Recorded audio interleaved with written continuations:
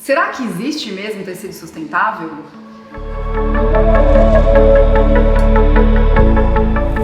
E aí? Sou eu aqui invadindo o vídeo de sustentabilidade. Você sabe que eu não aguento, né? Quem que tava aqui com a gente aqui, desvilhotando esta série? Ela é o bônus da série! Super. Olha o marketing. Podia aqui. faltar. Essa série tem um bônus, a Ana tá com a gente. Falou de tecido, falou com quem? Falou com a Ana, né? Vamos lá. E aí, existe, não existe? Como comem, como se reproduzem? Estão em extinção, não estão? Como é que a gente Então, eu acho que o importante primeiro é definir as nomenclaturas. Tá? Então, assim, vamos lá. O que é orgânico? Que é produzido sem nenhuma adição de agrotóxico, pesticida, é feito pelo manejo familiar, não é? Então a gente tem um produto que é mais irregular, inclusive, né? O irregular, que a Ana quer dizer, não tem um padrão, é algo artesanal ali. É algo artesanal. E não significa que o orgânico seja sustentável. Pegadinha número 1. E nem que o sustentável seja orgânico. Pegadinha número 2. Mas não E que o vegano Calma, é orgânico e sustentável. Também não é. Então vamos lá. Orgânico. Entendi. Essa produção Sem agrotóxico, geralmente de manejo familiar, a produção é grande, é irregular. Eu tenho um exemplo legal que é o algodão orgânico brasileiro, que é o algodão produzido na Paraíba, que ele inclusive já nasce com cor, já nasce marronzinho, ele já nasce nessa cor, e é produção nossa, nacional, algodão orgânico, certo? certo. O tecido sustentável é aquele que busca poluir o mínimo possível o meio ambiente. E não necessariamente não tem agrotóxico, né, Ana? Porque também é possível. Então, vamos falar de algodão, né? Eu acho que o algodão é uma boa... É um bom exemplo. Um bom exemplo. E depois eu falo de viscose. Algodão. Gruda. Mas ela gruda. Gruda. O nosso algodão brasileiro, ele é 90% certificado pelo Embrapa, 80% certificado pelo BCI. O nosso algodão, diferente do que o pessoal fala lá fora, que o cultivo de algodão usa muita água e tal, o algodão brasileiro não precisa de irrigação, a gente tem chuva o suficiente na medida para manter a plantação. Usa agrotóxico? Sim, só que usa na quantidade ideal, porque o desperdício também sai do pilar da economia também, que não tem rendimento. Quanto mais material você gasta, mais prejuízo você tem. Sim. Então, ele usa o que é necessário, ele faz a correção de solo de maneira necessária, sempre. Então, por isso que o nosso algodão é chamado de sustentável. Tá? Ok. O nosso algodão de produção normal, das grandes fazendas, enfim. E aí, eu não posso deixar de fazer um questionamento, certo? Certo. Estamos aqui para isso, para vocês pensarem, tá? A nossa produção de algodão orgânico não supre todo o mercado brasileiro. Sim. Existem importadoras trazendo algodão orgânico da China e da Índia. Então, vale trazer?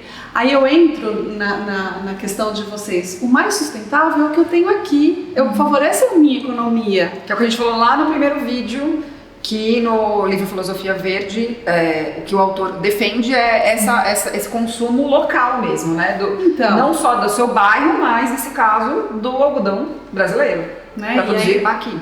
E aí primeiro precisa ver em que condições o algodão orgânico é produzido na Uau. China, Sim. na Índia, e aí todo o transporte que ele tem, eu acho que perde a função dele. Só para você ter o título De uma pegada de carbono enorme. Então eu acho que as pessoas têm que começar a prestar atenção nisso, sabe? Aí orgânico eu vou comprar, mas que é o que a gente estava falando, né? De ter Então resolvi o problema, comprei a camiseta de algodão orgânico. Ufa! Nossa, essa toda... Não tô ajudando a matar mais planeta. Tá resolvido, às vezes não tá, gente. Não, esse vídeo não traz boas notícias. Então saber realmente a procedência, tá? E aí a gente tem o vegano, que não necessariamente é sustentável, né? Então só para definir o termo, a gente não é contra ninguém, pelo amor de Deus, só pra gente dizer né, o que é o vegano. O vegano é que não aceita nada de origem animal, né, nenhum produto de origem animal. E aí na indústria têxtil? Na indústria têxtil a gente tem a seda, a lã e o couro. Certo? Então, por exemplo, uma alternativa que a gente escuta aí, que eu já falei, Vivi também fala sempre, né? É do PU, que as pessoas erroneamente chamam de couro ecológico, que é plástico. É poliéster. E é um plástico mequetrefo que solta um monte de microplástico que mata um monte de peixe. Ou seja, algum bicho vai morrer do mesmo jeito. Mas então assim, quando a gente prestar atenção no produto, ver qual é a composição dele real, né? Pra gente não se perder no processo. Então, eu acho muito legal a gente fazer um recorte do que a Ana tá falando, o que é mais importante para você? É o sustentável? Então, talvez o orgânico não faça parte do processo que você está buscando. Pode ser que o orgânico consiga ter uma produção sustentável. Tem que estudar, gente.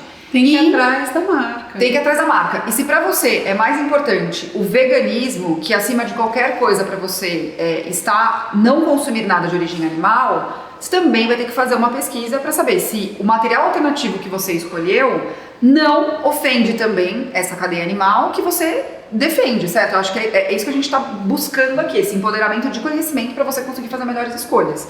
Não é uma questão de se a gente é ou não é, a gente defende ou não defende. A gente quer munir você de informação para isso, certo? E não ficar no raso, né? E não ficar no raso. Não adianta entrar só no site ou na rede social e geralmente tá lá, né, na bio de uma maneira muito rápida, que é vegano, que é sustentável ou qualquer outra bandeira. Aprofundem-se, né? Entender o que é. Eu tô brincando com a hashtag por isso, porque todo mundo usa hashtag, aí você acha, tá com a hashtag, é isso? É isso, esse produto eu vou comprar. Que é o raso, pra mim, hashtag é o raso do raso do raso. A hashtag é só... Exatamente. Né? Vou dar aqui um carimbinho. E aí, Ana, o que você acha que... Eu acho que dentro dessa história, tal que a gente falou, eu e a Júlia falamos no vídeo anterior, que é entender de tecido, também passa por entender como manter aquele tecido, né? Porque eu fiz um vídeo aqui, um dos primeiros vídeos do canal que eu falei sobre tecido, que eu falei sobre a viscose. E aí muita gente fala assim, primeiro que existe 1 milhão de viscoses quando você conhece a Ana. Viscose. Existe isso, né? Que a viscose pode ser de bambu, por exemplo. Que é sustentável. Que é sustentável, exatamente. Mas nem toda viscose é sustentável. Ou isso, como é que a viscose, vamos lá. O que é viscose? A viscose, ela é de origem celulósica. Então eu vou usar polpa de madeira, certo? Para produzir uma massa celulósica que vai ser transformada em filamento, em fio, tá? Então eu pego fibra natural, a natureza me dá, fibra animal, o animal me dá, a fibra artificial eu tenho a sintética, que é do petróleo, e tenho a artificial, que é química. Então eu tenho uma árvore, um bambu, no caso do bambu, e o bambu não vira fio, certo? Então ele precisa de um processo químico para virar fio. Na mão da Ju, viscose de bambu. É uma delícia. Então, é super sustentável, né? Porque as florestas de bambu são 100% renováveis, tá? Então, achou viscose de bambu, pode comprar tranquilo. Esse sim pode fazer. Ai, ufa! O liocel também é feito, liocel, pincel, ele é feito a partir de florestas gerenciadas, manuseadas, e todo esse processo químico, ele é todo fechado. Então ele também tem uma marca registrada, né, Ana? É uma marca registrada. Por isso, né? Por também. Isso. Tá? Agora, qualquer viscose é sustentável? Não. Tem gente desmatando floresta e faz viscose. Então aí também tem a questão de origem. É importante hoje a busca, né, as empresas vêm em busca de certificados, inclusive de origem de tecido. E a gente tem falado muito nisso, que a coisa mais importante que a gente tem visto, né, toda vez eu e a Ana inevitavelmente caímos nessa história da certificação, da rastreabilidade das coisas, né, porque Isso tem sido muito mais importante do que qualquer outra coisa, né? Essa rastreabilidade do processo. E entender o processo de cada país. A gente estava aqui antes comentando que, por exemplo, a indústria têxtil nacional, as tinturarias, devolvem água para o meio ambiente melhor do que elas pegaram para usar. Você sabe Porque a CETESB, aqui em São Paulo é a CETESB, fica em cima, muito em cima do resíduo que é gerado por aquela tige. Eu conheço indústria têxtil com estação de tratamento de água gigante, né? E aí quando você recebe um produto lá de fora que vem, tingimento sem danificar o meio ambiente, né? Com o supermarket envolvido, aqui no Brasil a gente tem um monte de indústria aqui já é e não é usa lei. Que eu e a Júlia, a gente falou isso, que tem marcas que são super sustentáveis, vocês nem imaginam. Exatamente. Primeiro porque é lei, segundo porque às vezes tem a ver com os valores do dono daquela marca, que eu já vi acontecer, então o cara já faria de qualquer maneira, só que ele não usa aquilo como marketing para a marca. Sim. Não é o mais importante. Então eu acho que é começar a olhar a fundo mesmo, entendeu? Ver muito bom. E cobrar, né? E cobrar. Eu acho que é o maior problema que a gente tem na indústria da moda como um todo, desde a matéria-prima, é essa relação da rastreabilidade, né? De passar por muitas mãos a matéria, o produto. Então eu acho que também... Totalmente. Então essa relação de aproximar essa fala, né? Aí a gente tem o PET também, né? Que a gente fala. O que é o tal do PET? O tal do PET. Essa camiseta é de PET, então ela é sustentável. É de poliéster reciclado, né? E aí, também não sou contra o poliéster reciclado, né? Melhor do que se ele não fosse, certo? Mas... Ou é um mito? Tipo, era melhor que ele não existisse, mas já que ele o que você tem que olhar, né? É o percentual de poliéster reciclado que tem na peça, né? Porque uma peça que tem 80% de PET, 20% de algodão, vai acontecer o que comigo, pessoa que estou usando? Eu vou ter calor, eu vou ter todos os problemas do poliéster. Não é porque ele é reciclado que mudou alguma coisa, entendeu? Sim. Então é entender isso, é PET, é um poliéster reciclado.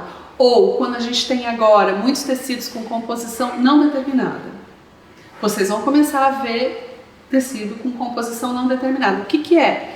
Resíduo têxtil que é desfibrado e transformado em fio novamente e reutilizado. Então, um minuto, o fio que é não determinado, ele foi reciclado em algum momento, é isso? Ele é uma mistura. Ele é uma mistura de uma mistura resíduo. Então, geralmente você pega por cor. Tá. Existe até uma limitação de cor, porque esse fio não vai ser tingido, que também elimina um processo. Né? Legal, tá. Então o fio ele já tem cor, porque ele vai pegar o verde, o vinho, o azul, o bege e nunca fica uma cor super sólida, ele vai ser sempre uma corzinha mescla. Eu recebi um jeans que fica mais clean ali, não é um jeans liso. A fibra é triturada. E aí ele vai virar massa e vai virar fio de novo. Então, composição não tem como determinar. Então, nesse caso, a gente pode entender que ele é mais sustentável porque ele tirou o resíduo do meio. Exatamente. Ele evita o tingimento, porque você já dá cor no tecido com o próprio fio. É isso que a gente tem que começar a olhar. Entendi. Né? Entendi. Que é diferente, gente, do tecido de reuso. O tecido de reuso, ele era uma sobra de algum lugar, de alguma indústria X da moda, que uma outra marca, ou a própria marca, decidiu ir lá naquele estoque de tecido e fazer a produção daquela peça. Geralmente, é uma marca menor que compra de uma marca maior. Ela pega de um banco de tecido, ou de um estoque. Banco de tecido, inclusive, é bem legal. Bem legal. Porque já tem o tecido pronto lá, tipo, são retalhos, ou às vezes até tecidos grandes. Que eu conheço algumas marcas, inclusive algumas alunas minhas que são estilistas, que vão até lá, preferem usar o que está lá. Eu tenho visto marcas, então, ou seja, o tecido de reuso ele não é reciclado. Ele pegou alguma coisa que seria lixo numa outra marca e decidiu fazer roupa com aquilo. Certo? E que não necessariamente vai ser um tecido mais sustentável. Pode ser qualquer tecido que ele encontra ali. Sim. Mas é legal. Mas ele é sustentável porque ele já existe. Exatamente. Então ele deixou o processo de produção daquela marca X que usou tecido de reuso mais sustentável porque ela tirou algo que seria um resíduo para a natureza. Certo? Mais alguma coisa, meninas? Tem o cânhamo. Polêmico! Tinha uma marca, então tinha cânhamo pelo que me lembro. Muito velha essa informação. Está voltando. Tá, né? Tá voltando. O Brasil não produz cânhamo. Mas poderia não produzir plantamos isso cannabis. também. O que é o cânhamo, Ana? Que a gente tá aqui fazendo uma piada interna e a gente não contextualizou. Cannabis. Maconha, gente. Maconha vira tecido. Vira tecido. E é uma fibra super sustentável. A Holanda, óbvio, né? Aonde, gente? Produz a fibra. A plantação é na beira do rio, também não precisa de irrigação, o manejo é super fácil, enfim, é um negócio super, realmente sustentável. E ele dá um fio maior, se não me engano, né? Dá Ouvi falar sobre isso. uma fibra longa e tem característica de fibra vegetal. Porque é de origem vegetal, então a pele respira, é bem legal. O Brasil não produz, eu sei de algumas importadoras que estão importando tecido e sei de fio também que está vindo pra gente poder fazer tecido. Que legal. Não, eu lembro mesmo, gente, quando eu tinha uns 15 anos, eu não lembro que mais, eu acho que a Cantão vendia, algumas outras marcas vendiam, principalmente tênis. Adidas. A Adidas tinha, é verdade, a Adidas tinha. E era muito mais... Era uma coisa mais grosseira. Era mais grosseira, era quase uma sarja, bem grossona, né? Era uma coisa bem grossona. Não, mas agora a gente já tem. Ai, sim, minha professora tá aqui. Sou nerd, Ana. Aí, ó, tá vendo? Estamos fazendo um convite pra você ser nerd com a gente. Mais alguma coisa? Acho que é isso. Acho que a gente são os respondeu, né? principais. Acho que sim. Eu acho que esses são os principais, é entender o conceito que é orgânico, que é sustentável. Então, o sustentável, ele pode ser usar a fibra reciclada, ele pode usar um fio tinto, e ele vai eliminar um processo de tingimento, né? Certo. Ele vai usar uma fibra certificada. Sim. E eu acho que é legal a gente se atentar quando a gente pensa nesse todo, em ler esses termos, porque possivelmente essas marcas já começaram, né, a trazer as suas tags, porque Sim. isso também agrega valor ou faz ficar mais claro o porquê daquele produto ter determinado valor, determinado preço final. Mas acho que a gente precisa salientar que a gente não pode desassociar o fato de que é muito legal se uma marca usa algum tecido que seja mais sustentável dentre todas essas opções, mas como que é o manejo dessa matéria-prima, como que é a produção daquela peça, porque se a gente está falando sobre impacto, se a gente volta naqueles pilares da sustentabilidade, um não desassocia do outro. A gente sabe que a gente não vai conseguir fazer tudo, mas é legal a gente ter esse olhar um pouco mais amplo, sabe? Sim, e pode ser que a única coisa que a marca consiga fazer de super sustentável é trazer um tecido certificado. Isso. Todo o restante da cadeia tá super na lei, tá fazendo tudo direitinho, não tem trabalho escravo e tal, mas não tem nenhuma certificação absurda, mas é um ponto legal que ele trouxe. Sim. Então a gente também saber, né? Juliana? Até porque a certificação custa muito caro. Eu ia falar isso. Então tem Tecido muita marca que mais caro. tem, mas não necessariamente tem a certificação ainda, né? Exatamente. E o que eu ia falar também, dar a dica pra vocês, que eu acho super legal, que a gente também não pode cair nessa história, tem o tecido, tem toda a produção, né? Tem muita marca usando a história de mas é feito à mão e não sei o que lá. Gente, existem feitos à mão e feitos à mão. O que eu quero dizer? Tem o feito à mão artesanal, que tem, a maioria das marcas de luxo tem esse feito à mão, tá? Por isso que também custa muito mais caro. E tem o feito à mão, tudo quase na indústria da moda é feito à mão. Então também tomem cuidado, porque tem marca que tá usando esse hashtag feito à mão. E a pessoa tem lá uma mega confecção que trabalha como todas as outras e É meio relativo. é meio relativo, né? Não pode usar isso para encarecer o produto, ou sei lá mais o que. Não está. É um outro momento aí da história. Certo, Ana? Certo, João? Super. Então tomem cuidado também para não cair nesse, mas gente, mas é feito à mão.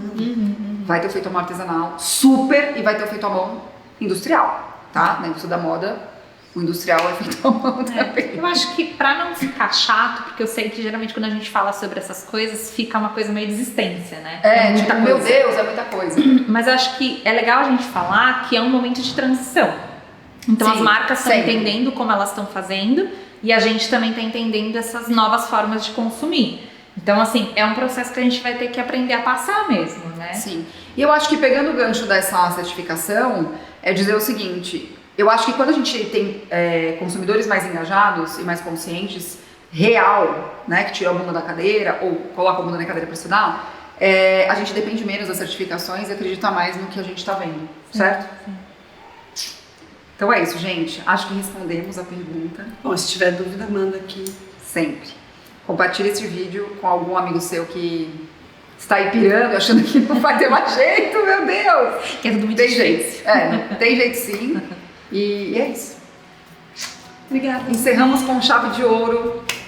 Aê. Essa série de sustentabilidade. Eu espero que você tenha conseguido entender para colocar em prática do jeito mais leve.